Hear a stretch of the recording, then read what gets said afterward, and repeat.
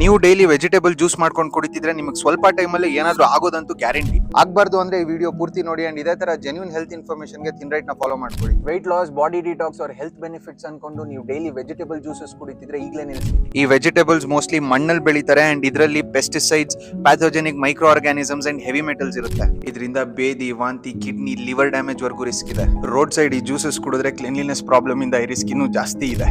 Raw vegetables ನ juice ಮಾಡಿ ಕುಡಿದಾಗ ಇದರಲ್ಲಿರೋ aunty nutrients ಇಂದ ವಿಟಮಿನ್ಸ್, ಮಿನರಲ್ಸ್ ಸರಿಯಾಗಿ ಅಬ್ಸಾರ್ಬ್ ಆಗಲ್ಲ.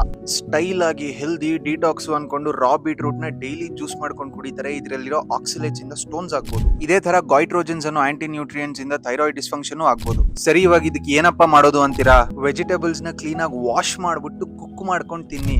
ನಾವು ಭಾರತೀಯರು ಅಂದ ಕಾಲದಿಂದ ಚೆನ್ನಾಗಿ ಅಡ್ಗೆನ ಬೇಯಿಸಿ ಉಪ್ಪು, ಖಾರ, ಮಸಾಲೆಗಳನ್ನ ಹಾಕೊಂಡು ಅಡ್ಗೆ ಮಾಡ್ಕೊಂಡು ಬಂದಿರೋದು ಇದೇ ಸೇಫೆಸ್ಟ್ ಮೆಥಡ್. ಈ ಮಾಡರ್ನ್ ಶೋಕಿ ಸ್ಕ್ಯಾಮ್ ಗಳಿಗೆ ಬಿದ್ದು ಬಕ್ರ ಆಗ್ಬೇಡಿ. Keep it simple and if possible keep it traditional. Bonus tip: ಸೌತೆಕಾಯಿ, ಟೊಮ್ಯಾಟೋನ ರಾ ತಿನ್ಬೋದು ಅಂಡ್ ಮಿಕ್ಕಿರೋ ಎಲ್ಲಾ ವೆಜಿಟೇಬಲ್ಸ್ ಆದಷ್ಟು ಕುಕ್ ಮಾಡ್ಕೊಂತೀನಿ.